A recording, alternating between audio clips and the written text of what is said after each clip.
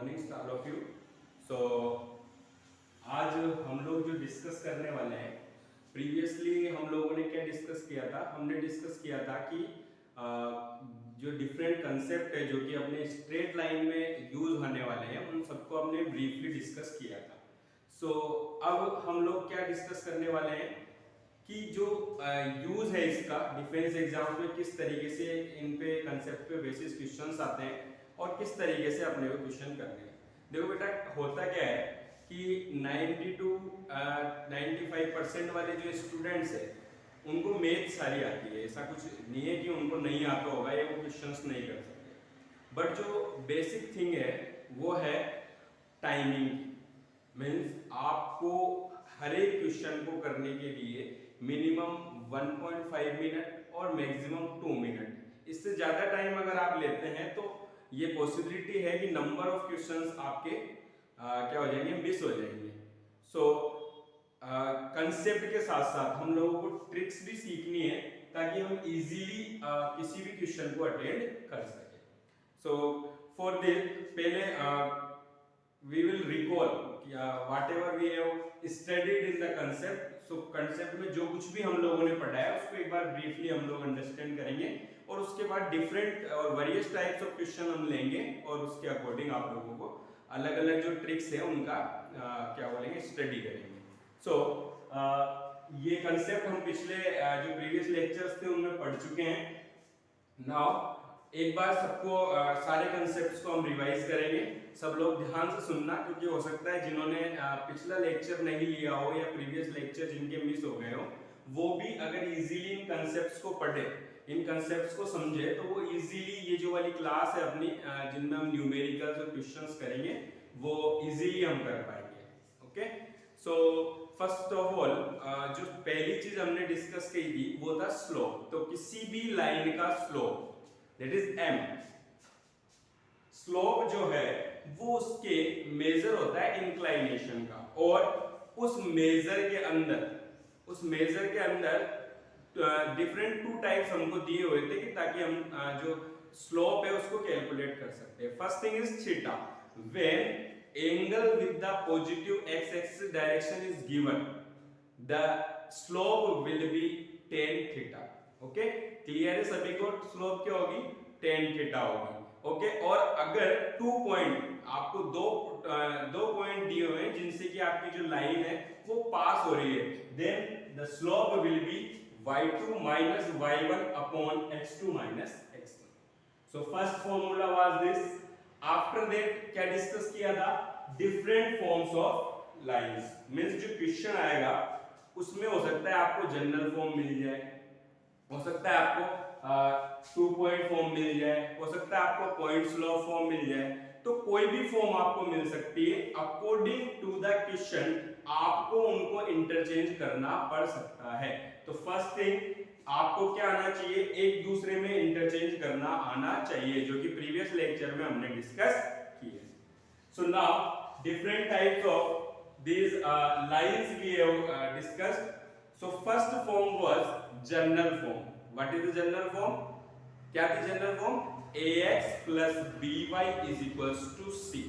Okay, after that if a one point p x1 y1 is given with the slope of the line m, so what will be the equation of line? Equation of line will be y minus y1 is equals to m x minus x. Now the next form was 2 point form. Means आपको कोई भी 2 point दिए हो, तो कोई भी 2 point अगर दिए हुए हैं तो अपने पास जो इक्वेशन है लाइन की वो क्या होगी? y minus y1 equals to y2 minus y1 upon x2 minus x1 x minus x1. समझ में आ रहा है सब लोगों को? देन है स्लोप इंटरसेप्ट फॉर्म। मींस आपको स्लोप दी है लाइन की और एक इंटरसेक्ट दिया है उसका, किसी भी एक्सिस पे मिल सकता है, वो x एक्सिस पे भी मिल सकता है और y एक्सिस पे भी मिल सकता है। अगर x एक्सिस पे मिलता है तो y is equals to mx plus c. c क्या है? Intersect on the x axis, okay, y axis. और अगर आपको x एक्सिस पे इंटरसेक्शन दिया हुआ हो तो y is equals to mx minus, और प्योरली इंटरसेप्ट के अंदर आपको दोनों एक्सिस x और y दोनों एक्सिस पर क्या दिया जाएगा, इंटरसेक्शन दिया जाएगा। तो जो x एक्सिस का इंटरसेक्शन है उसको बोलते हैं a, कि जो पार्ट x एक्सिस पे काटेगा वो होगा a, और जो y एक्सिस पे इंटरसेक्ट होगा वो होगा b। तो equation of line will be x upon a plus y upon b is equals to 1। Clear है? ओके। नॉर्मल फॉर्म के लिए मैंने आपको बताया था कि जब भी आपको नॉर्मल फॉर्म में कन्वर्ट करना हो, सबसे पहले जनरल फॉर्म के अंदर under root of a square plus b square से आपको क्या कर देना है, डिवाइड कर देना है। जो RHS टर्म कांस्टेंट के नीचे बचेगी क्या होगी, ये परपेंडिकुलर की लेंथ होगी। कौन से परपेंडिकुलर की? उस परपेंडिकुलर की लेंथ होगी जो उस लाइन पर कहां से डाला गया है, ओरिजिन से डाला गया है। आगे समझ में?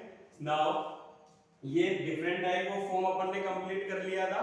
उसके बाद था एंगल बिटवीन टू लाइंस, कि दो लाइन के बीच में अगर एंगल कैलकुलेट करना हो तो दोनों लाइंस की सबसे पहले क्या कैलकुलेट करनी पड़ेगी, अपने को स्लोप कैलकुलेट करनी पड़ेगी। तो पहली लाइन की स्लोप मैंने क्या मान रखी है यहाँ पर, m1, दूसरी की क्या मान रखी है, m2। ठीक है, तो जो दोनों के बीच में एंगल है, एक्यूट एंगल जो होगा वो होगा tan theta equals to m1 minus m2 upon 1 plus m1 m। यहां से दो डिफरेंट कंडीशंस, जो इंपॉर्टेंट कंडीशंस है वो हम लोगों को मिली थी। फर्स्ट थी equation condition of parallelism. When you talk about parallelism both the lines have the same slope m1 equals to m2। और इसी कंसेप्ट को आप इसी तरीके से भी बता सकते हो, a1 upon a2 should be equal to b1 upon b2. Now, if both the lines are perpendicular, means the product of both the slope will be equal to -1.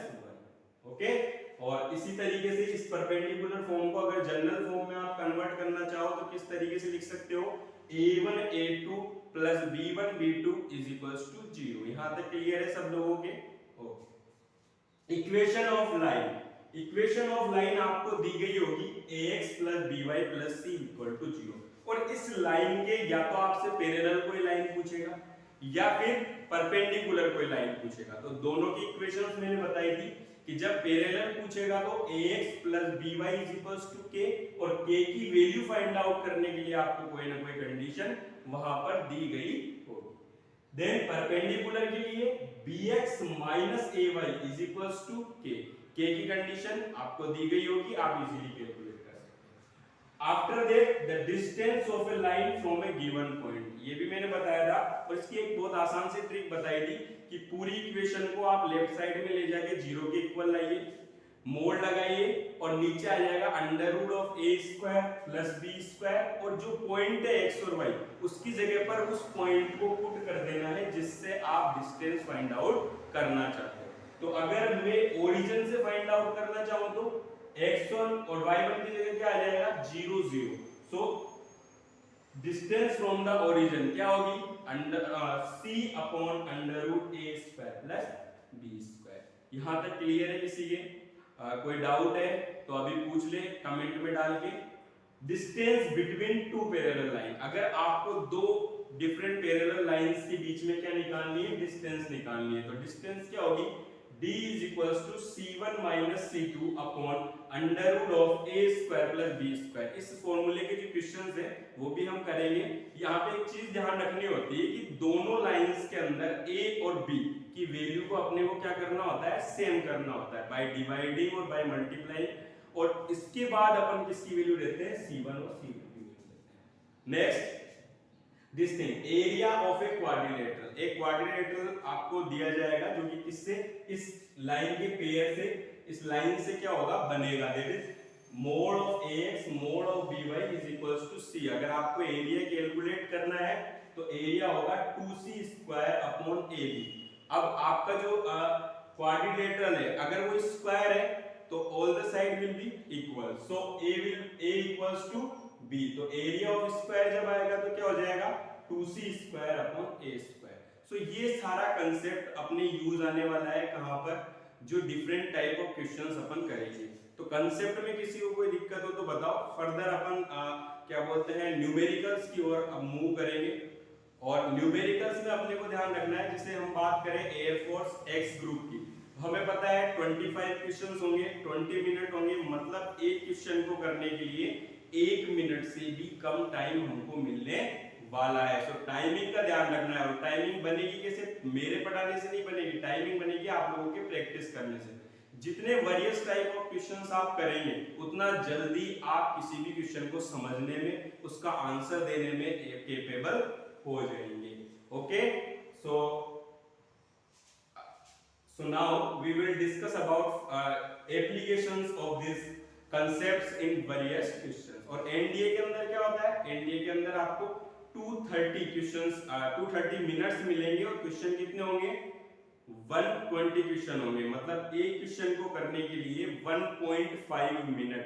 सो आप मान के चलिए कि आता सबको होगा, हो सकता है कुछ लोग टाइमली अगर उस इक्वेशन को करे या उस क्वेश्चन को करे तो आंसर निकाल दे, बट जो इंपॉर्टेंट थिंग है वो है टाइम। आप कितनी जल्दी उस क्वेश्चन को कर पाते हैं, जितना जल्दी आप उस क्वेश्चन को कर पाएंगे उतना ही टाइम आगे के क्वेश्चंस के लिए आपको मिलेगा। और सबसे बड़ी बात, कॉन्फिडेंस से और सही क्वेश्चंस को ही करना है, बिकॉज नेगेटिव क्वेश्चन अगर आप करते हैं तो नेगेटिव मार्किंग आपको क्या करेगी? नीचे लेके आएगी।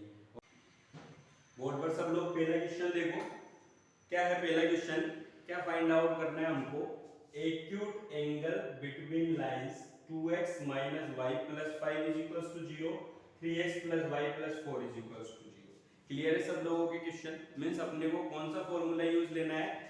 जो दो लाइंस के बीच में अपने को क्या क्या है? एंगल कैलकुलेट करना है। सबको पता है क्या फॉर्मूला होता है? फॉर्मूला होता है tan theta = m1 - m2 upon 1 + m1 m2 और उसका क्या? मोड। ओके, सो m1 क्या है? पहली लाइन का स्लोप, और m2 क्या है? सेकंड लाइन का स्लोप। तो फर्स्ट लाइन लिख रही है आप लोगों को 2x - y + 5 = 0। तो मैंने आप लोगों को ट्रिक बताई थी कि जब भी आपको स्लोप निकालनी हो किसी लाइन की तो होती है minus of coefficient of x upon coefficient of y। तो पहली लाइन की जो स्लोप है वो क्या होगी?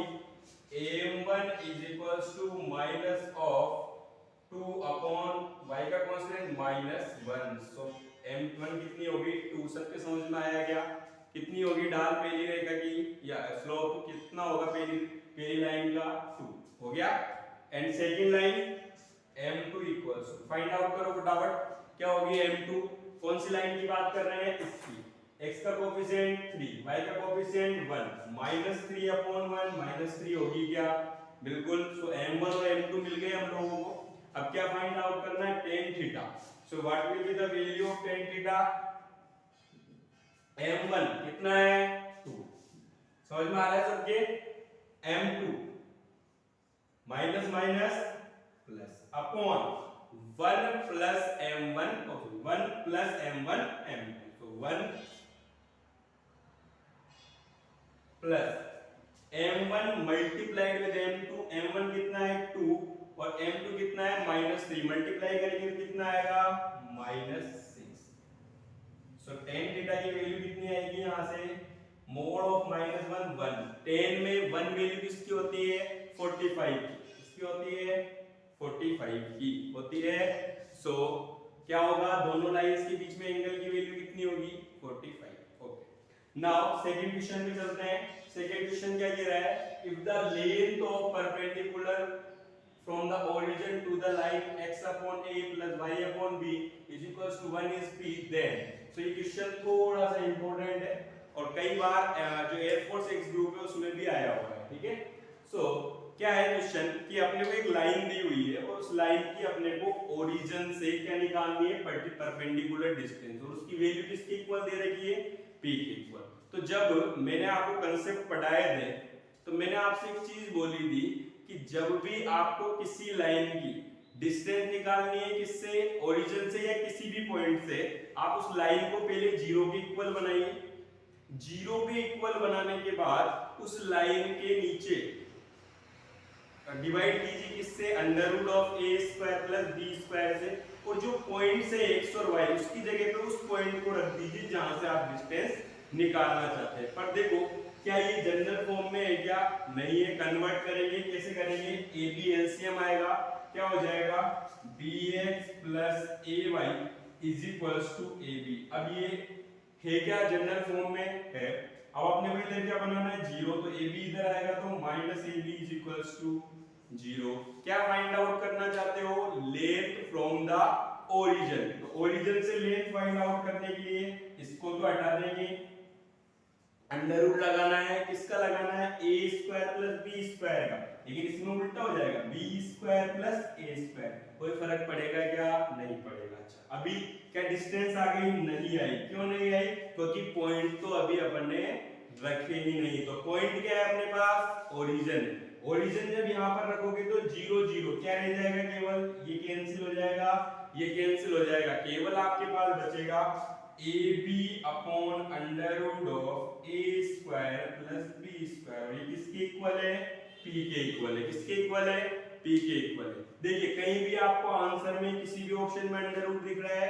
नहीं है। तो अंडर रूट को कैंसिल करने के लिए क्या करना पड़ता है? स्क्वायर। स्क्वायर करोगे तो क्या हो जाएगा a square b square upon a square plus b square is equals to क्या हो जाएगा?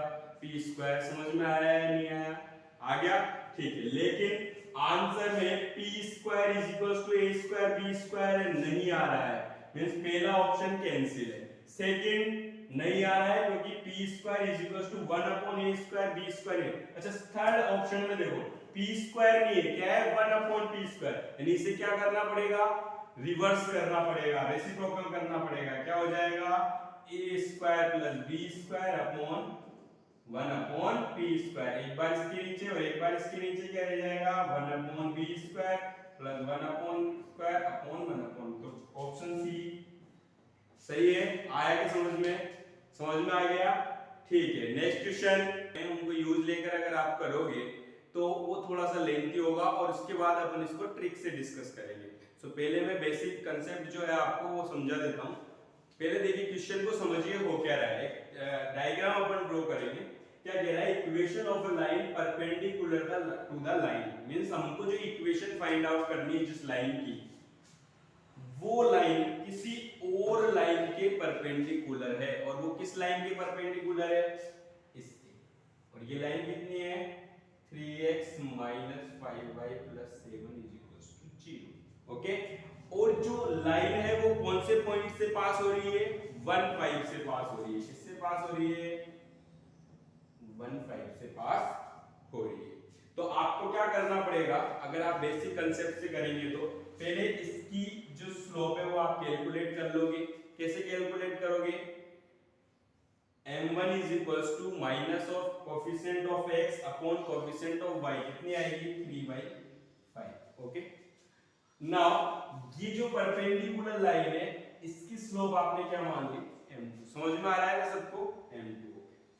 सो m2 और m1 ये दोनों लाइन अगर परपेंडिकुलर है तो m2 क्रॉस m1 कितना होगा?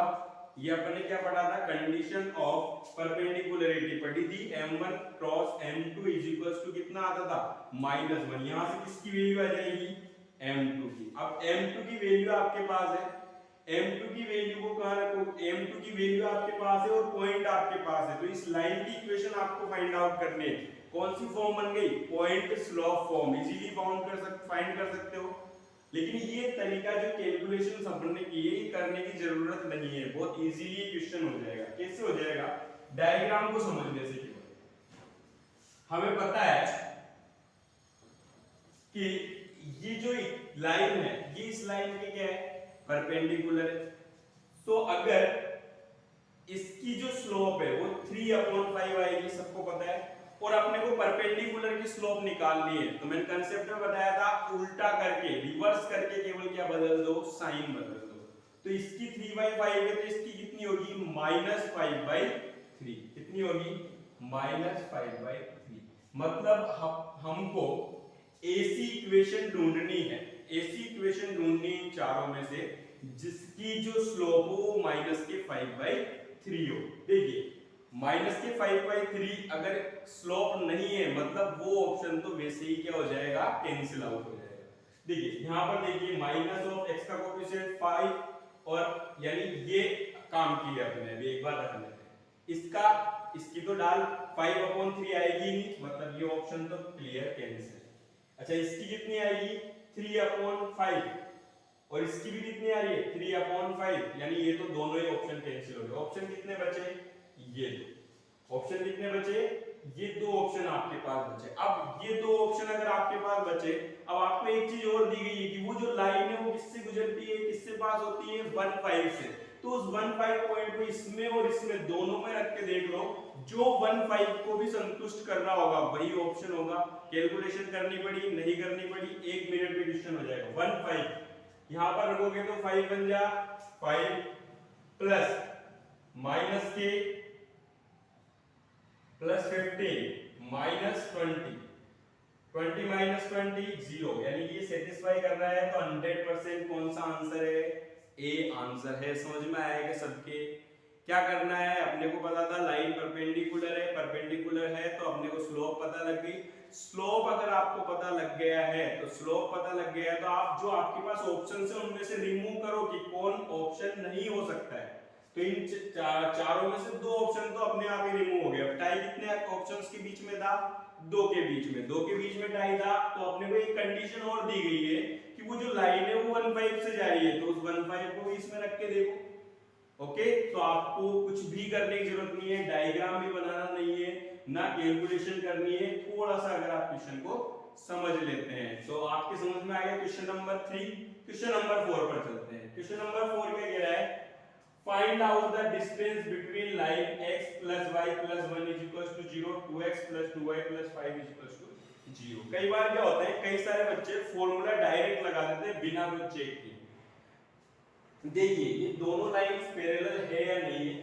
देखिए इसकी स्लोप कितनी आएगी माइनस के 1/1 माइनस 1, और इसकी कितनी आएगी 2/2 1 माइनस के 1। ओके, तो दोनों की स्लोप इक्वल आ रही है, मतलब ये दोनों क्या है पैरेलल है। और जब लाइंस पैरेलल होती है तभी हम डिस्टेंस फाइंड आउट कर सकते हैं, क्योंकि 2D में अगर दो लाइन पैरेलल नहीं है, दो लाइन अगर पैरेलल नहीं है तो उनके बीच की डिस्टेंस 0 होती है। क्यों होती है, क्योंकि आगे जाके कहीं ना कहीं इस 2D प्लेन में वो लाइंस एक दूसरे को क्या करेंगी इंटरसेक्ट करेंगी। सो क्वेश्चन को समझ में आ गया।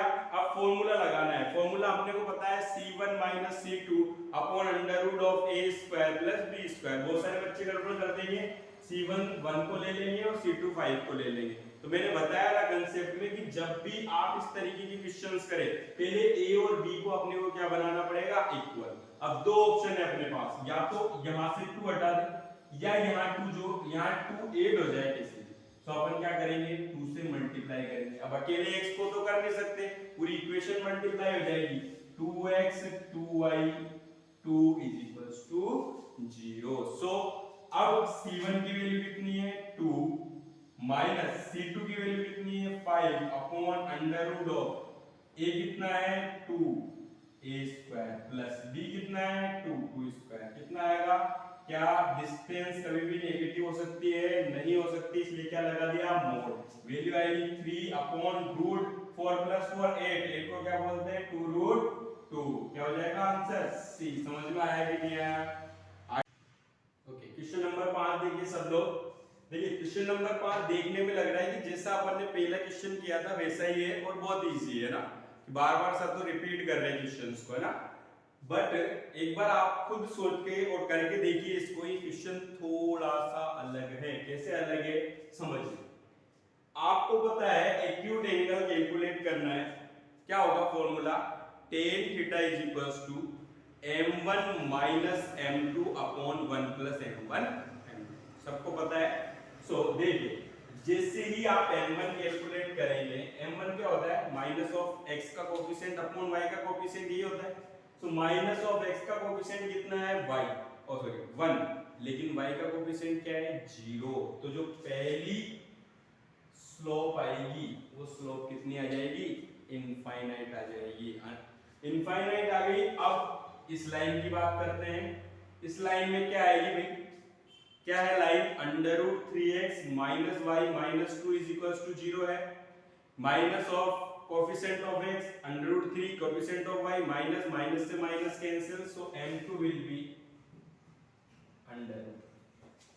Now what will be the value of tan theta?